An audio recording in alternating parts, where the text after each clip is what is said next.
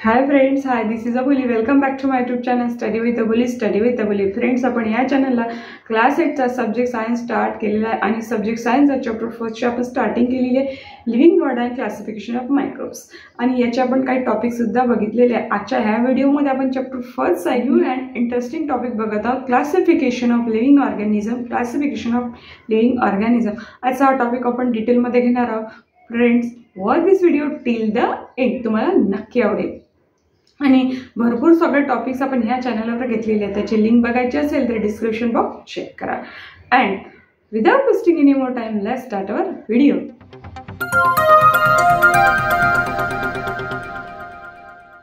Living world and classification of microbes. Living world and classification of microbes यामध्ये आपण classification of living organisms हे बघत आहोत.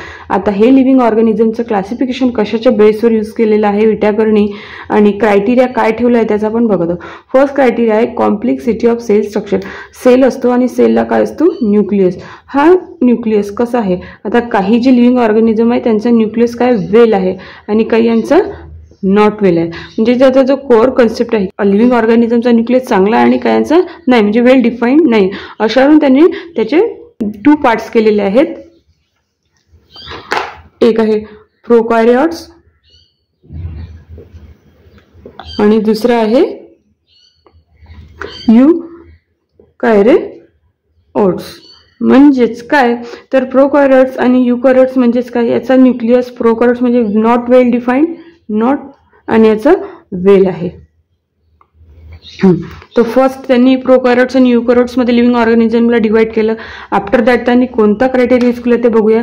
Complexity of living organism. Complexity of living organism म्हणजे प्रोकॅरियोट्स आहे, यूकॅरियोट्स आहे, पण त्यामध्ये ते प्रोकॅरियोट्सवाले कोणत्या सेलनी बनलेले आहे, सिंगल सेलनी बनलेली आहे की मल्टीसेल्युलरनी, असा काहीतरी छोटे मोठे असे लिव्हिंग ऑर्गॅनिझमला त्यांनी कॉम्प्लेक्सिटी ऑफ लिव्हिंग ऑर्गॅनिझममध्ये डिवाइड केलं आहे. म्हणजेच काय तर यामध्ये त्यांनी युनिसेल्युलर आणि मल्टीसेल्युलर अशा प्रकारे डिवाइड केलेलं आहे. Unicellular and multicellular. After that त्यांनी काय बघितलेलं आहे, त्यांनी थर्ड क्रायटेरिया यूज केला, मोड ऑफ न्यूट्रिशन. हे जी लिव्हिंग ऑर्गॅनिझम कोणकोणते, प्लांट, अजून ॲनिमल वगैरे, तर हे स्वतःचं फूड स्वतः कसं गेन करतात की दुसऱ्यावर डिपेंड आहे की काय, तर प्लांट्स आहेत. त्या प्लांट्स हे काय करतात, स्वतःचं फूड स्वतः क्रिएट करतात. त्यांना आपण म्हणतो ऑटोट्रॉपिक. काय म्हणतो आपण त्यांना, ऑटोट्रॉपिक.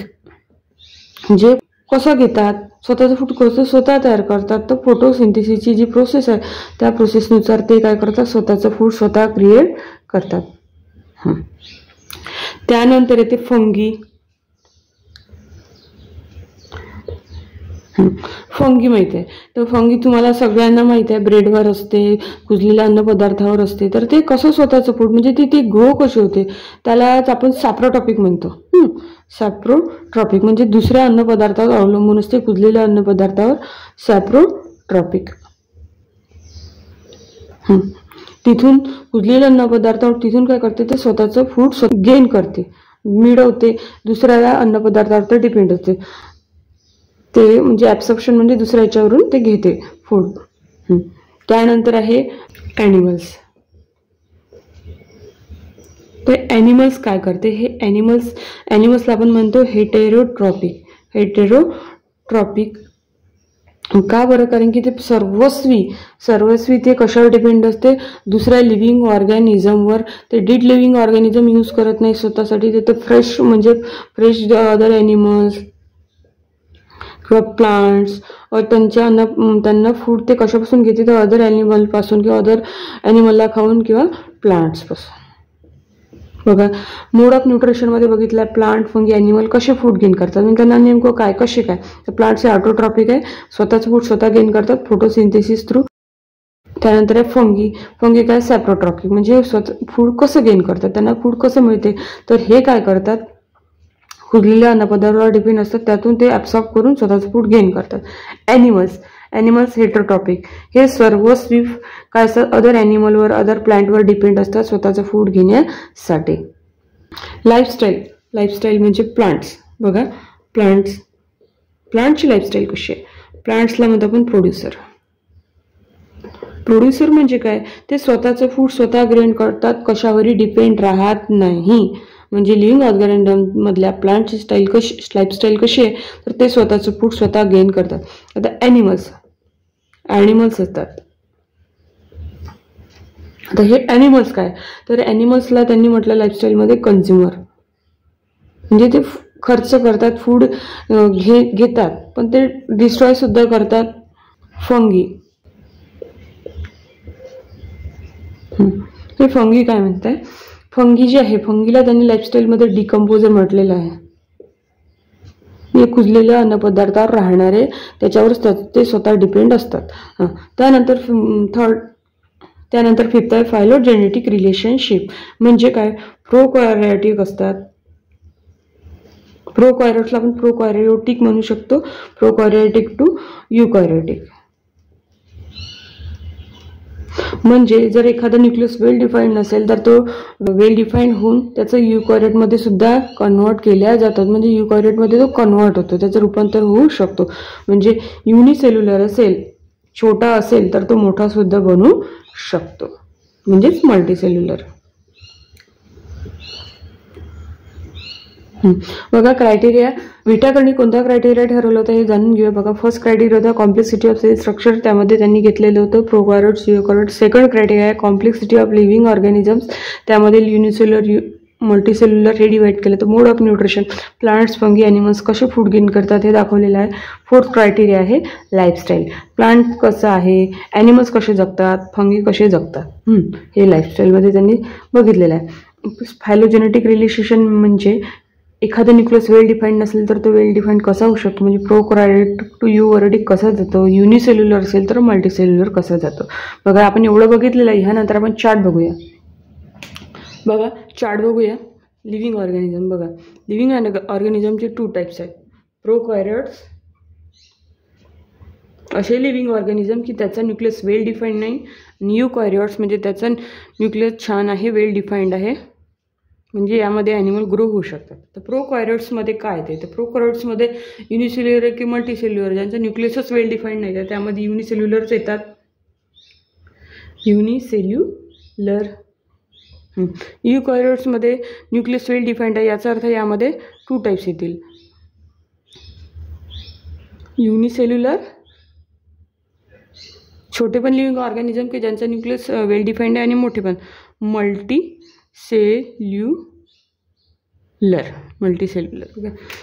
युनिसेल्युलरमध्ये ते किंगडम, फर्स्ट मोनेरा, त्यामध्ये आता इकडे बघू, यामध्ये कधी युनिसेल्युलरमध्ये ते किंगडम 2 प्रोटिस्टा. मल्टीसेल्युलरचे पण 3 टाईप्स आहेत, 3 एक्झाम्पल्स आहेत. बघा, first kingdom 3 fungi, kingdom 3 fungi, kingdom 4 plantae, kingdom 5 ॲनिमलिया. बघा, आपण या चार्टमध्ये ह्या किंगडम फंगी, किंगडम प्लांटी आणि किंगडम ॲनिमलियाच्या जागी थोडे सेंटेन्स बघा काय म्हणतात. फंगी म्हणजे नेमकं काय, फंगी हा आहे असं सेल आहे की त्यामध्ये सेल वॉल असते, सेल वॉल प्रेझेंट असते, बट ते फोटोसिंथेसिसची प्रोसेस करू शकत नाही. फोटोसिंथेसिस नॉट फोटोसिंथेसिस परफॉर्म, म्हणजे ती फोटोसिंथेसिसची प्रोसेस परफॉर्म करू शकत नाही. आफ्टर दॅट किंगडम प्लांटी, यामध्ये सुद्धा सेल वॉल प्रेझेंट आहे. आता प्रत्येक प्लांटमध्ये छोटा असो मोठा असो, जिथे जो ग्रीन प्लांट आहे ते सगळे काय आहे, म्हणजे सगळे जे काय आहे ते स्वतःचं फूड स्वतः गेन करू शकतात. आणि त्या सगळ्यांच्या सेलमध्ये काय सेल वॉल असते, कारण की सेल वॉल म्हणजे त्यातल्या सेलला ती प्रोटेक्ट करते. आणि हे काय करते, परफॉर्म करू शकते प्लांटी फोटोसिंथेसिस, म्हणजे स्वतःचं फूड स्वतः ग्रेन करतात. फोटोसिंथेसिस.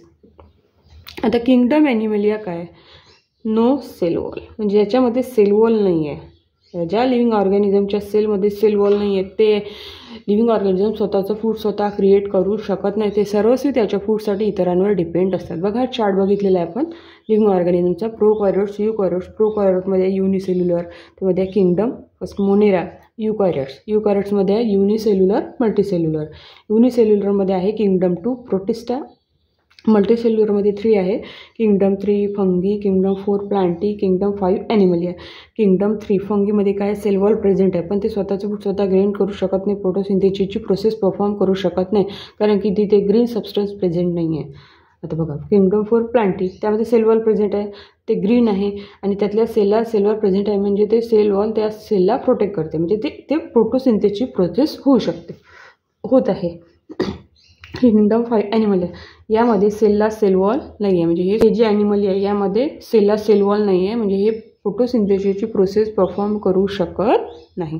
बघा इथे आपला आजच्या व्हिडिओचा टॉपिक कंप्लीट झालेला आहे. यामध्ये आपण बघितलेलं आहे विट्याकडनी कोणता क्रायटेरिया यूज केलेला आणि त्या क्रायटेरियावरून त्यांनी कोणता चार्ट तयार केलेला आहे, त्यांनी कसा त्याला डिवाईड केलेलं हे बघितलेलं आहे. नेक्स्ट व्हिडिओसाठी ह्या चॅनलला सबस्क्राईब करा. फ्रेंड्स, आजचा हा व्हिडिओ कसा वाटला मला नक्की कमेंट बॉक्समध्ये कमेंट करा आणि अशासारखे व्हिडिओ बघायचे असतील तर ह्या चॅनलला सबस्क्राईब करून बेल आयकॉनला नक्की प्रेस करा. Thank you for watching this video. Take care and good bye.